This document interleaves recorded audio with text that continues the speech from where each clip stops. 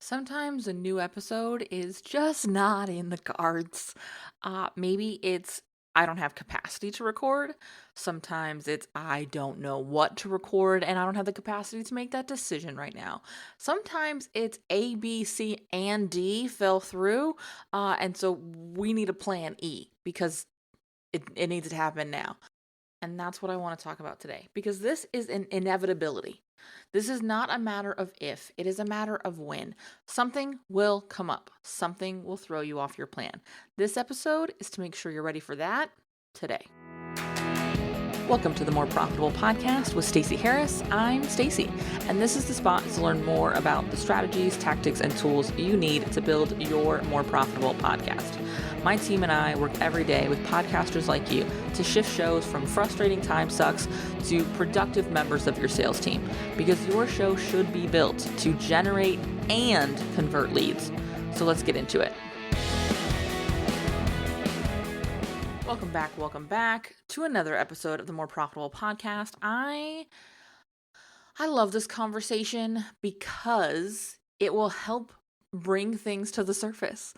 We talked to Molly Watts months ago now, I think, and I don't know, several episodes back. I'll put a link to it in the show notes for you, but we talked to Molly about her time in the More Profitable Podcaster Mastermind, and one of the big things for her was the ability to re-release an episode, and not for anything other than it had really never occurred to her that she could not have a brand new episode.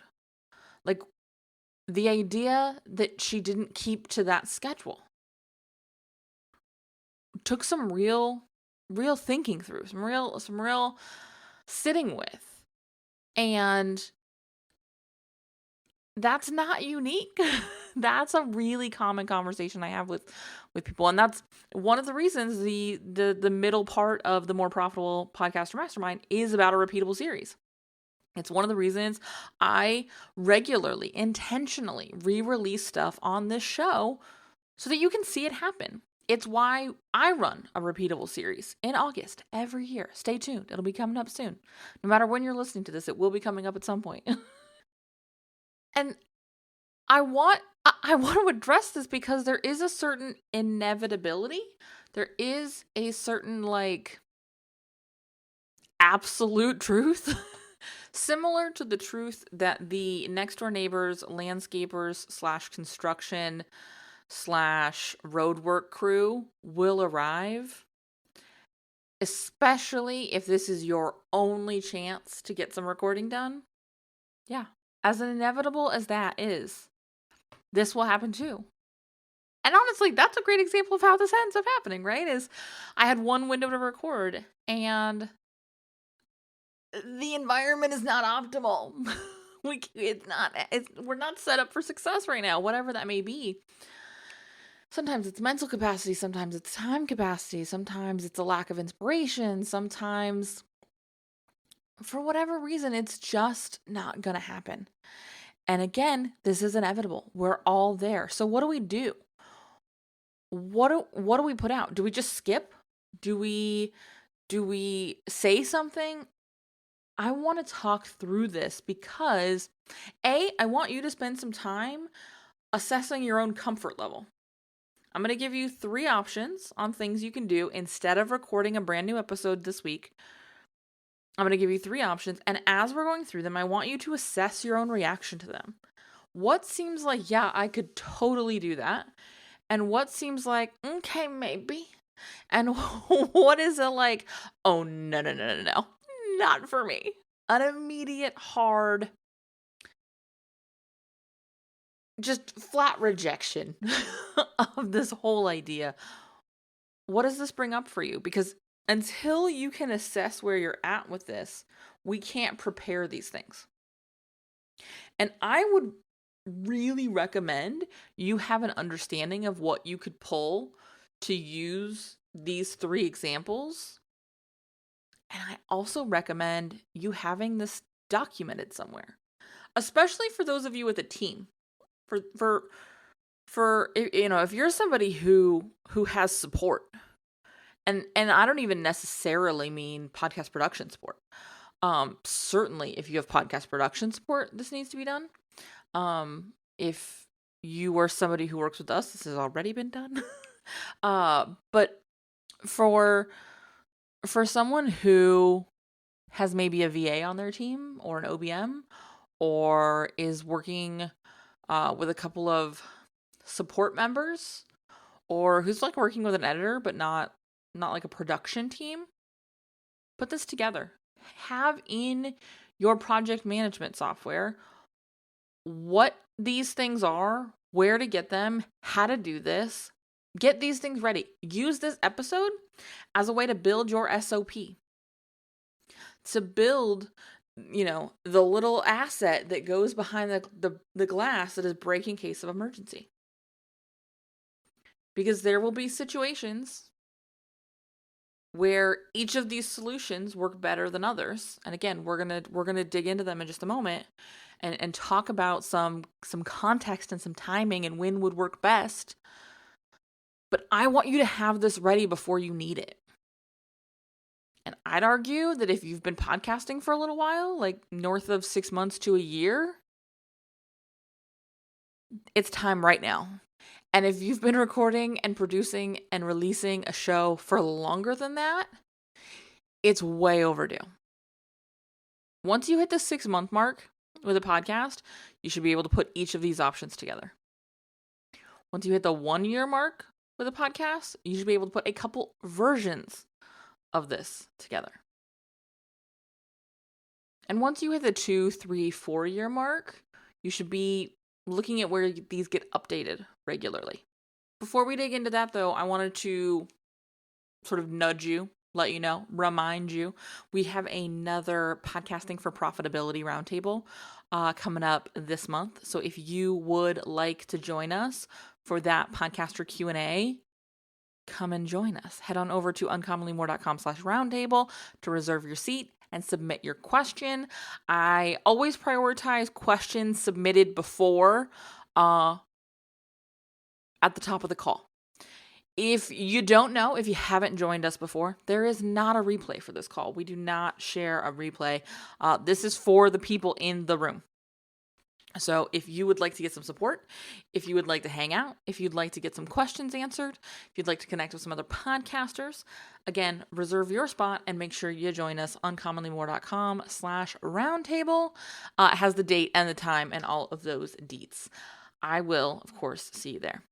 Let's dig into this. Let's talk about the 3 things you can do instead of recording a podcast this week. Let's say it's Monday and you release your show on Thursday and it's like time. You're like, it's time to record. We have got to get an episode out, but I don't have time on my calendar. I don't have time on my schedule. I don't have time in my brain.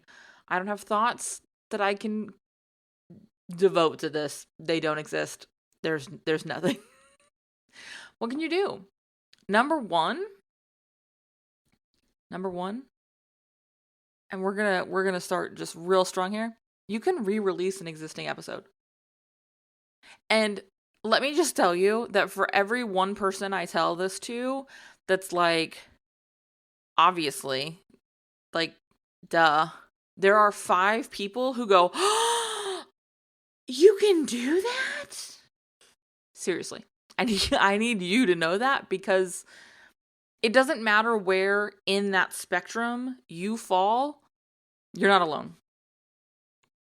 Either it's dismissed immediately, to which my follow-up question is like, okay, cool, when's the last time you did that? And they go, oh, well, I don't really release episodes. Or they give me the 6 reasons why their audience would never tolerate such a thing. And I go, have you tried it? No? So how do you know they won't tolerate it?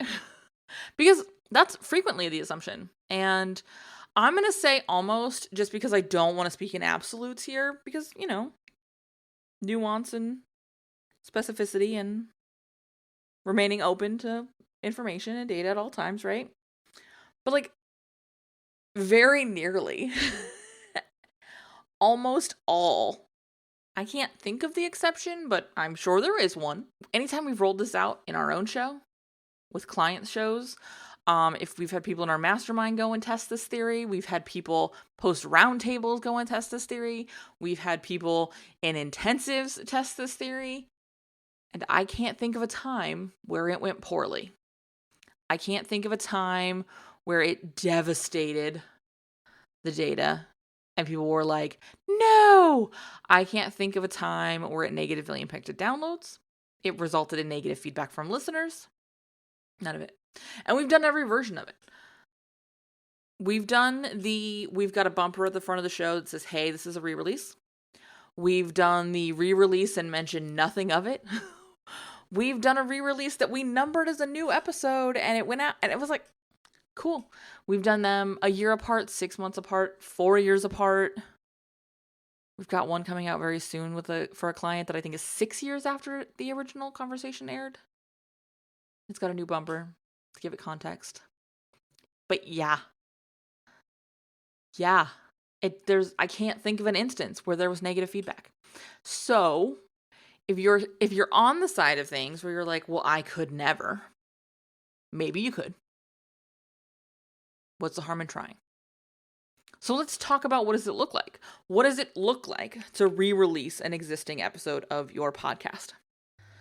So first, it depends. I know.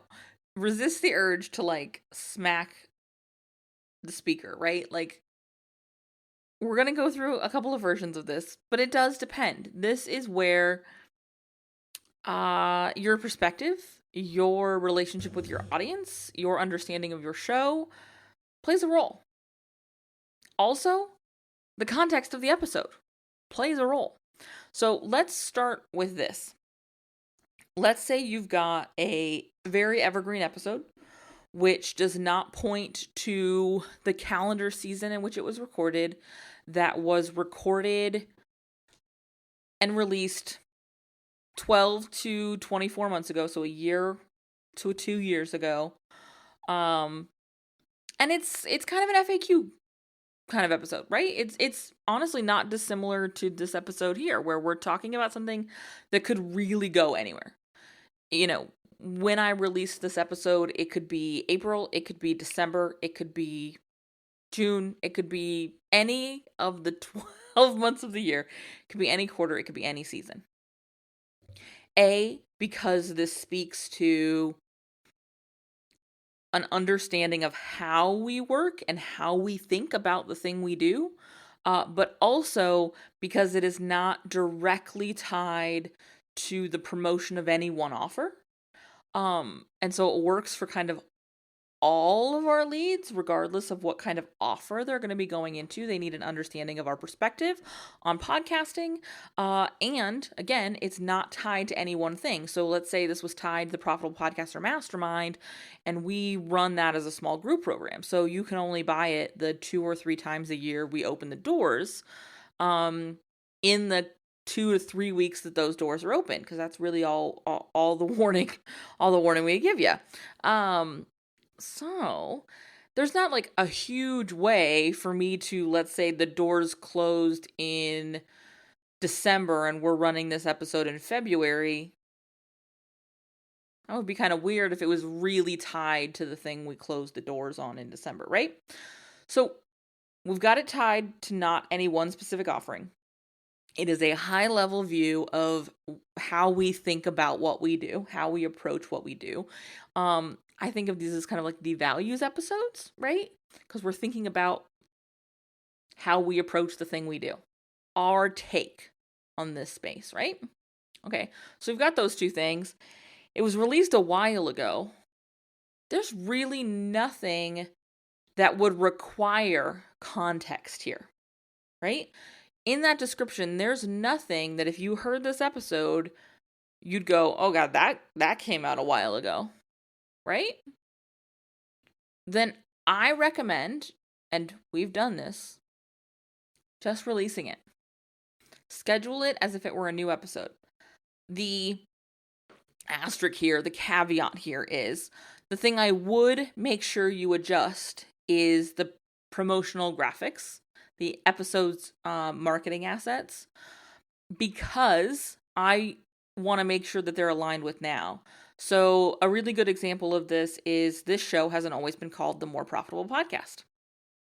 It used to be called Uncommonly More with Stacey Harris. If the episode I wanted to re-release had come out with the branding of the previous name, Uncommonly More, I would swap out our intro and our outro so that the branding was a match. I would also update the marketing assets and any graphics that went on the show notes page, the podcast episode graphic that goes up in the player, those kind of things. I would make sure all of those reflect the current branding. But the content itself wouldn't change a thing. I would not put a bumper. I also don't mark them as re-releases or best of or repeat or a re-listen or any of the other sort of badging and labeling you'll sometimes see people do with re-releases. Because this content is evergreen. And it's so funny, this came up really, really recently.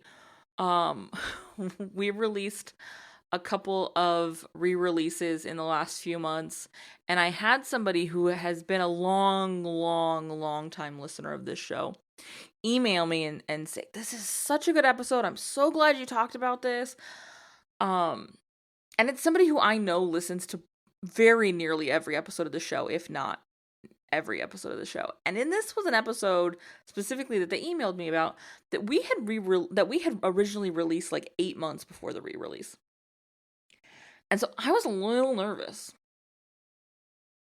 And somebody who we would put in, a pretty high tier as far as consumption rates of this show, emailed me to thank me because it was a great episode and it was exactly what they needed to hear.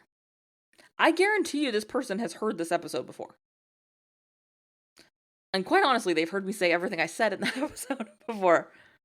But it hit at the right time, right? We've all had that moment where we're sitting there listening to someone at an event, or we're listening to a podcast on a run or whatever, and we hear something that we know for a fact we've heard before. And that's the moment it sinks in. You're like, I get it now, right? The light bulb goes off. The click happens. The action is instigated in us. It doesn't have to be a new episode to do that. And I'd argue that you've put out some pretty good stuff that could stand to do that to a new group. Yep. And that's really what it comes down to. Because a bunch of the people who listen to the show now didn't used to listen to your show. These things have a cycle. Everything's got a life cycle. And there's always new people joining. There are always new ears finding your show. And so if you've got an episode that is fundamental, maybe it's one of your top downloads. This is always the place I look first when I'm looking for re-releases. What has already hit? What is already working? What are they already looking for? That's what you want to re-release. And if the situation we've been talking about matches that episode, as far as there's no date context, it's not tied to any one specific offer that's currently unavailable. Maybe it is tied to a specific offer, but it's something you've got open all the time. For example, spoiler alert, the call to action at the end of this episode is going to be to check out our podcast strategy intensives, because I've got some spots open in the next couple months for intensives that I'd love to have you come hang out with me for. That's open all the time. Very rarely do I not have intensives open. Now, they may not be open for tomorrow, but usually if we go 30, 60 days, we can find you a spot for an intensive. And so that kind of offer being directly tied to this makes total sense because it's an evergreen offer. So as long as you don't have a time-sensitive offer that is sort of the core call to action, core sales piece of the episode, just re-release it. Now, let's shift gears. Let's say that the episode does have a timeliness to it. Well, number one, does the timeliness in your episode make sense right now? If it's all about an end of the year audit you should do on your branding assets, you probably don't want to run that in July. But you could if you give it context. If you put a 30-second to a couple of minute bumper at the front of the episode that says, hey, don't immediately tune out when I say this. And of course, make this your own. But don't immediately tune out when I say this. But this is an episode I shared 2 years ago as we wrapped up the end of the year as a way for people to check in with their branding, make sure their assets are where they need to be, and you are all ready for Q1. Now, this isn't only important to do at the end of the year. Maybe you run on a fiscal calendar. Maybe you just have a little more space in the summer than you do at the end of the year. This is a great thing to do if right now you're experiencing a summer slowdown, or if right now you are looking for great low energy business ideas you can do by the pool. Whatever the angle you want to take on it is. And then you run them right into the episode. This way, when they get to whatever it was that caused you to need to add context, it makes sense. We've got a client who we're prepping a re-release for. It'll be released by the time you hear this, but it's from an interview she did 6 years ago. 6. Her business has evolved. She's changed. Like, what she's talking about has shifted. The reason she's sharing the content and this conversation now is different than the first time we released this episode. And so she recorded like 3 or 4, maybe 5 minutes long at the most, bumper intro, really. It's less of a bumper at 3 to 5 minutes. It's an intro to give context, to lay in relevant calls to action now. And yes, this one did take a bit more effort because we had to go in and clean up some things that were no longer relevant in the episode. Remove old calls to action, things like that. But it allowed us to get a really valuable piece of content out without reinventing the wheel. And for her, instead of recording a 40-minute interview, because this thing we're re-releasing is an interview, instead of re-releasing another 40-minute or recording another 40-minute interview, instead of recording a 20-minute solo, she recorded me a 5-minute intro. And we were able to reuse this really valuable piece of content again in a way that was really relevant now, both for listener and for host. All right, this is the one we're going to spend the most time on, and that's why I wanted to do it up front. Let's dig into the other 2 things you can do. Let's say all of this also feels like too much. And you're like, I don't have that capacity. I don't have that time. I would say if this is where you want to lean, having this ready to go as an SOP, knowing what these episodes are and what might need to be done to them, having them marked somewhere, having a producer who has their eyes, I said her, but I meant their eyes on this. Like I said, this is something we already know for our clients. This is something I already know for my show. I have a pool.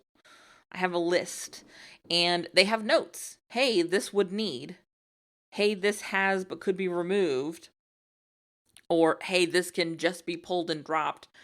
I've got those notes. I've got that set aside. If this is something you want to have in your back pocket, that's something you need to set up now. Let's dig into number 2. Let's say I don't have the capacity to do that. I just need to have an episode.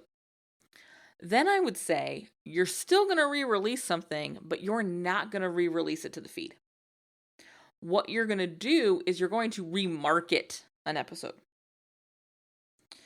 This episode could be something that came out in the last several weeks, the last couple of months. It can be much, much more recent because you're only going to do the part of the episode that is marketing. You're not going to re-release it to your host. You're not re-uploading it. It's not updating any show notes. We're not creating any new marketing materials. This is very simply just us going in and talking about an episode, sending the email, sharing on social, doing those pieces. I like this because it can be decided, actioned on, and done. In most cases, like 20 minutes.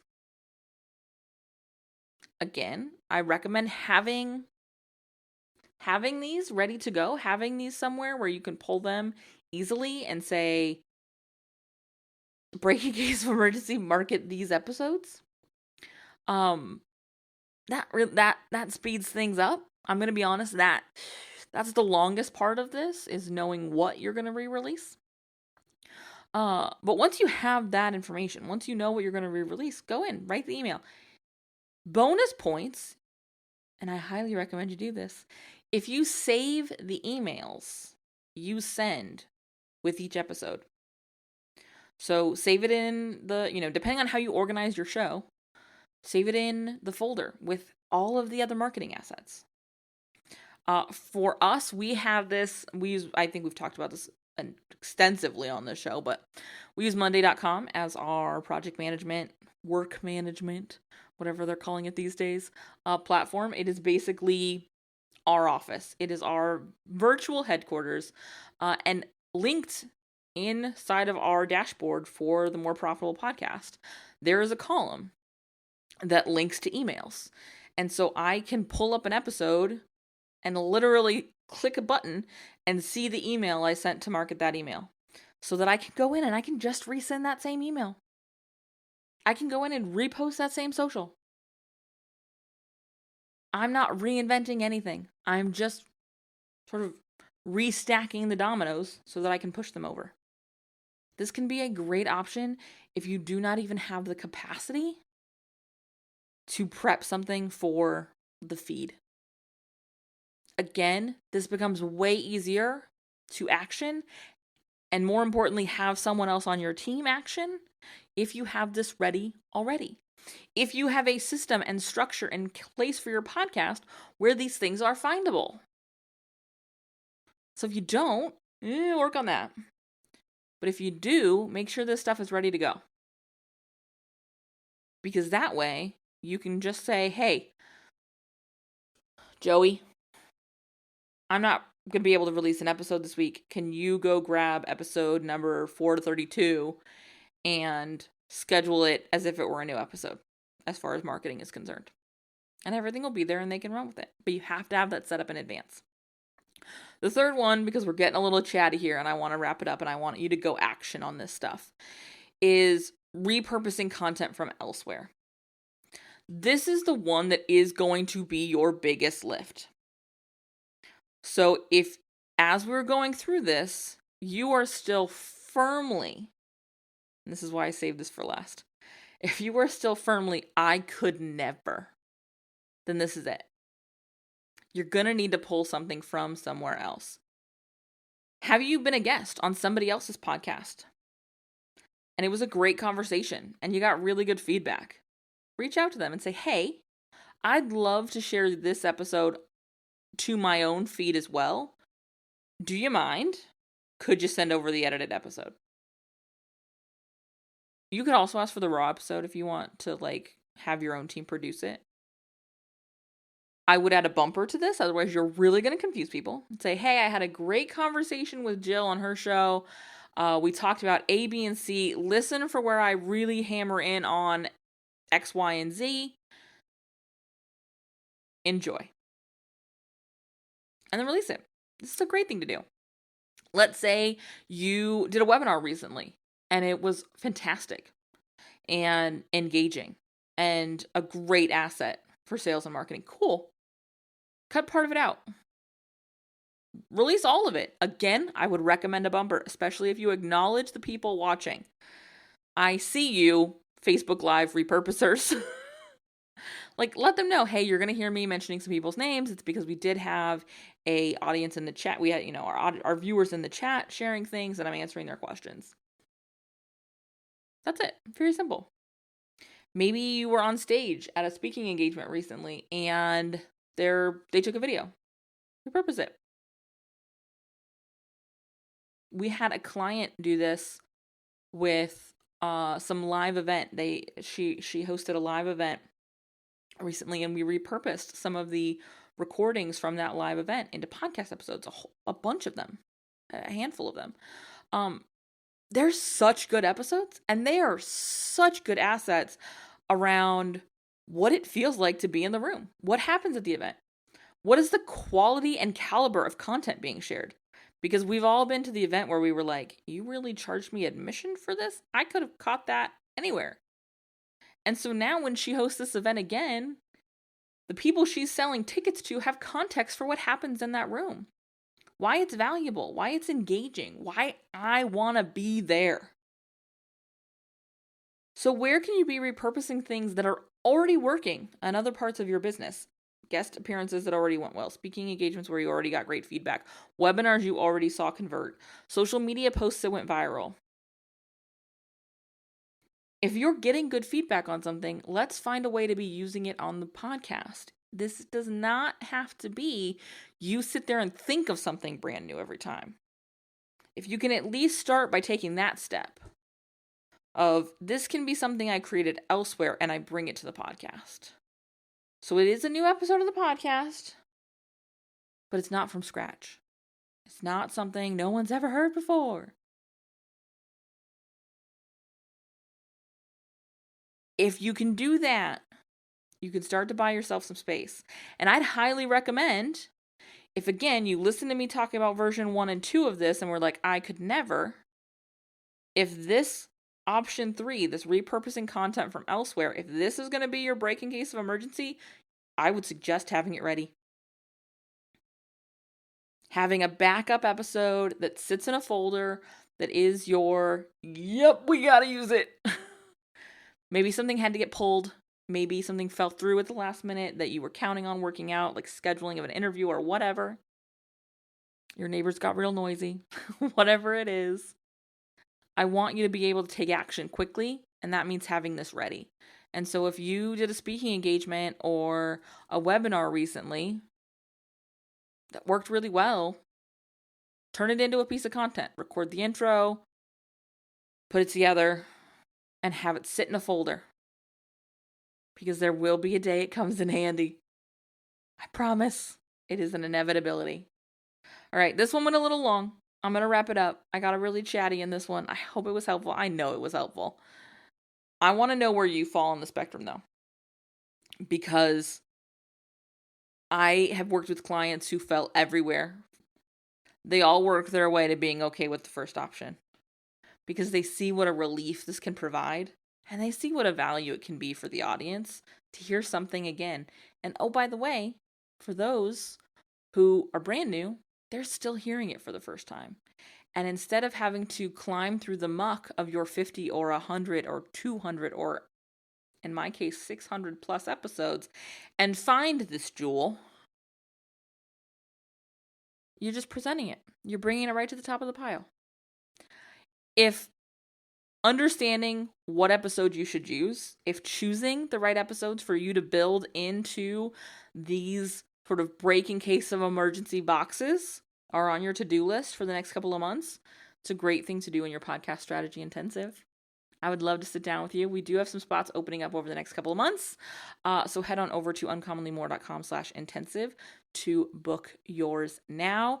You can grab a chat with me beforehand to make sure it's going to be a good fit, see what everything looks like. And then we will get you on the calendar. We generally book them in like the next 30 to 60 days. But we do have options for extended payment plans if you want to schedule something a little further out. All right. Thank you for hanging out. I will see you right back here next week. Thanks so much for listening to the show. Remember that content consumption does not make changes. So commit to doing something from today's episode. Maybe it's taking action on what we talked about. Maybe it's reaching out to me and learning more about podcast strategy intensives, or what podcast production looks like with our team. All of that is over at uncommonlymore.com. And if you haven't yet signed up for the podcast newsroom, I want to remind you that is a great next step. If you're not really sure what comes next, hang out over there. Get those exclusive private episodes. That's over at podcastnewsroom.com. And the last favor I will ask, because social proof is endlessly important for sure, is to leave a rating or review for the show. If you go to ratethispodcast.com/more, that's the easiest way to do it. But I would love to hear what you thought of the show, what you think of the show, and if the show has been helpful for you. I can't wait to chat with you. So this is just the start of the conversation. Reach out so we can keep it going. Talk soon.